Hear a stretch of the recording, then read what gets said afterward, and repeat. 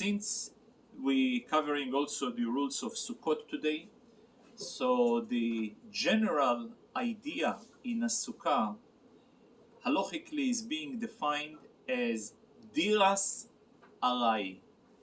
Diras is a housing, arai a temporary. It must be, on one hand, very, very temporary, and for that reason there is specific requirement what type of roof of schach must be covered. And on the other hand, since after all it's housing, has also very specific guidelines what type of heights with both minimum and maximum contain in order for it to be defined as a kosher sukkah. So first of all, it must have a minimum of 10 tfachim, which is again 80 centimeters. 80 centimeters, that's the minimum requirement for a sukkah to be called a sukkah. It needs to have a width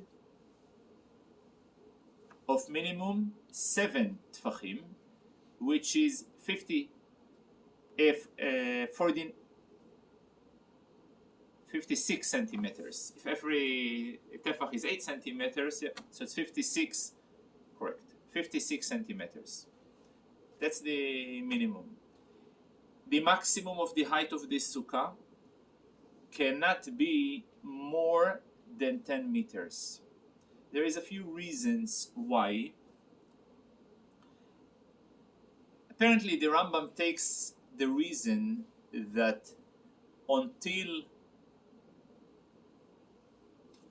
20 amah, a person is able to recognize that he is sitting in a sukkah. Above it, it's not already it's not a temporary residence, it's already a permanent residence. When it comes to the coverage of the sukkah, it must be covered with an item that has 3 major conditions. Condition number 1, it should be growing from the ground. Anything that grows from the ground. B, it must be cut. It cannot be still connected to the ground. C, it cannot be in a form of a shape that is susceptible to tum'ah, to ritual impurity. For that reason, how do I know? It says in the Torah, Chag HaSukkot ta'aseh lecha shivat yamim, you should make a holiday of Sukkot for 7 days, be'ospecha, when you are collecting migornecha u'miikvecha, from your harvest and from your vineyards. And typically you are collecting from, it doesn't say the harvest and the vineyard, but from, which is residuals, derivatives, what comes away from the waste of the vineyard and the waste of the harvest, this type of schach that we have. For that reason, cannot use food, anything that is edible as schach, since food is susceptible to tum'ah. A person cannot use even utensils that were made out of wood, given the fact that a utensil is susceptible of tum'ah. Further than this, even if the utensil broke, since it was already once susceptible, it's already a lost case, cannot be reused again. There is another discussion over there, how far a schach must be covered. Ideally, the coverage of the schach should be covering the majority of the sukkah. On one hand, you want to have the stars be able to be visible from the sukkah. On the other hand, you cannot make it too shallow, because if it reaches a state where the sun is more than the shade, we are in trouble. There is also quite a discussion what happened if a sukkah is on top of a sukkah. If a person builds a sukkah on top of a sukkah. So as long as there is no heights more than 10 tfachim, as we said before, 80 centimeters between the top of one sukkah to the other, that's fine, both of them are kasher. At the moment that there is more than 10, so the only way it will be kasher if it cannot really support any pillows or blankets. If the roof of the first one of the lower sukkah cannot support any roof so therefore it can be considered an extended sukkah. There is an interesting discussion as well about a concept that we already covered before. It's 4 concepts that we were speaking in the lecture about how creative were the rabbis by applying methods of extension, theoretical implied extensions. I'll give you 4 examples that the Rambam is bringing, and those 4 terms are considered doifen akumo, lovud, gud aches, and gud asik. And I'm going to bring the illustration of those concepts. If a person has a roof, and the roof, but he doesn't have a wood, he has 4 beams. So it's okay for him, although we have said before that typically a sukkah ideally should have walls, and as a minimum of 7 tfachim each and every wall. But sometimes will be exceptions. The exception will be when a person right at the corners of his roof he is placing 4 beams, and on top of the 4 beams he is placing the schach. When he is placing the schach on the 4 beams, the sukkah will be kasher, since I will apply the ruling of gud asik. I'm extending the natural walls of his house to be extended theoretically until the schach.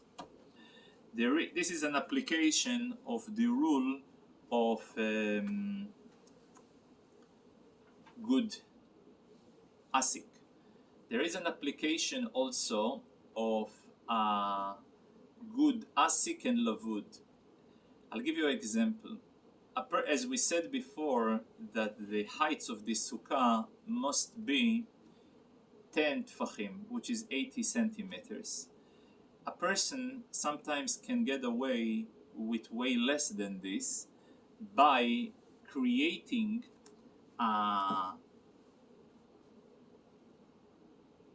brick that is 4 tfachim, 4 and something, 4 tfachim and something, and soon you're going to see why I'm saying and something, and place it right in between the so-called wall. I'm just giving you an example. Just imagine you have a wall of 10 tfachim. You have a trick by applying the concept of lavud. Lavud is the principle that anything less than 3 tfachim can be ignored or can be viewed as an extension of an existing wall. So when an individual is placing right in the heights of 2.99 a brick that is 4 tfachim and something high, so he has so far 299 plus 4, he has already 701. Let's say 701. So from 701 till 10 tfachim, till the schach, he doesn't need anything, because again he has lavud. So he has lavud from above, he has lavud from below, and Therefore, he can get away instead to have a 10 tfachim heights of a wall, he can get away with 4 tfachim. There is a concept of dofen akuma as well, and this is a very useful method. If a person, let's say, he makes a hole in his, what we call it a skylight. A person has a skylight, he can build right on top of the skylight a schach, as long as the distance between the beginning of the schach and his real wall is not going to be more than 2 meters. If it's less than 2 meters, I will apply the principle of dofen akuma. Dofen akuma is the idea that the extension of the wall is being extended till point. So in other words, I'm not viewing the roof as a roof, I'm viewing until 2 meters this roof as an extension of the wall. So those principles are basic principles that are being used in order to assist in many times when there is shortage in having a perfectly fine sukkah on a very low budget.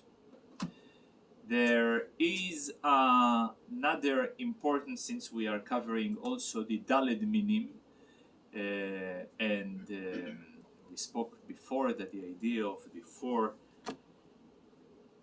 types of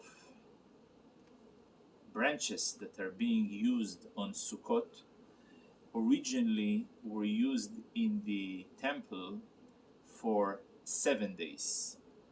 However, and in the rest of the outside the temple, they were used only 1 day. After the Beis HaMikdash were destroyed, so the institution was to mark the Zecher LaMikdash, to memory of Beis HaMikdash. So today we have as well for 7 days, we are rejoicing with the vLulav and Esrog and the 4 types of minim.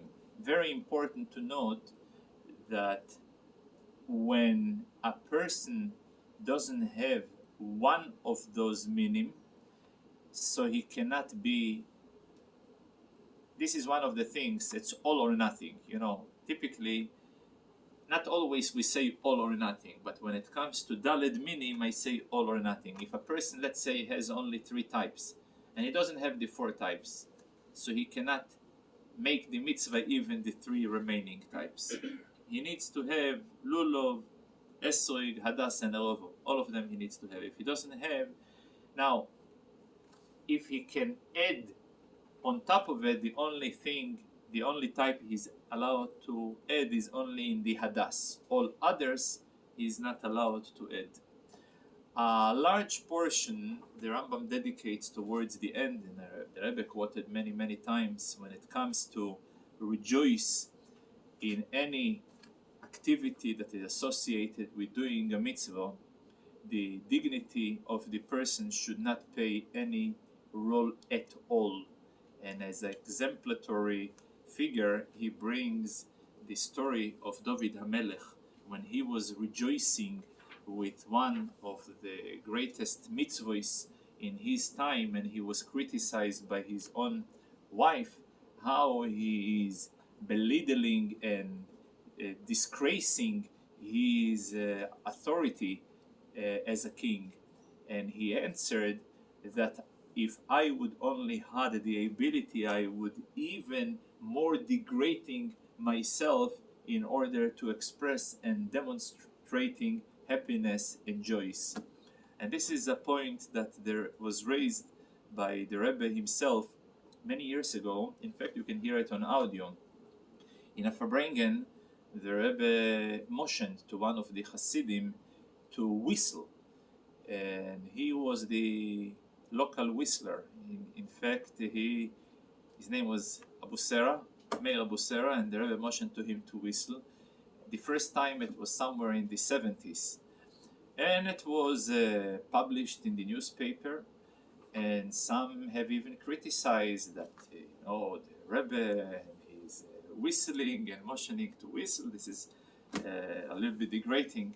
And the Rebbe dedicated the entire Sikha for the pointing out how sometimes with maybe the right intention but with the wrong knowledge, a person can do honest mistakes. And this is part of the examples that really exemplify the idea where David HaMelech himself was also targeted by his critics for him over rejoicing beneath his title. And the response was that when it comes to Simcha Shel Mitzvah, any type of happiness that is associated with a mitzvah, there is no limit whatsoever. And in those words, the Rambam finishes the halachos of vLulav, of Rosh Hashanah, Shisl. He finishes the halachos of Shisl, Shofar, Sukkah, and vLulav. We started b'hashgocha pratis and we'll finish b'hashgocha pratis. Exactly yesterday, when we started the rules of Shisl, which is Sukkah and vLulav, passed away in 770, a big Chassid, Meir Harlik, who was for many years used to be the person in charge to give the Rebbe vLulav and Esrog for the public, for the crowd, to shake it and to bless on it. Throughout many years, I remember even the last year, Tovshin Nun Beis 1992, was the time when the Rebbe himself came out and he says, I would like to assist you. Always Meir Harlik was the one who was the one who was in charge. That year, it was the last year that we had, exactly that year happened the stroke, but this Tovshin Nun Beis, sorry, it was the time, it was October 90, the end of 91, but Tishrei Nun Beis, so at that time the Rebbe set and gave the vLulav and Esrog literally to each and every Chassid who passed away. The Rebbe, every Chassid who passed by, the Rebbe gave him the vLulav. He gave him, but the Rebbe was there, present and attended. So it's interesting. Exactly yesterday, when we started the halachos, he passed away, which maybe in Shemaim he's giving also the vLulav and Esrog up there. His soul should be of blessed memory and be melamed zchus for all of us. Yeah, that's how it started.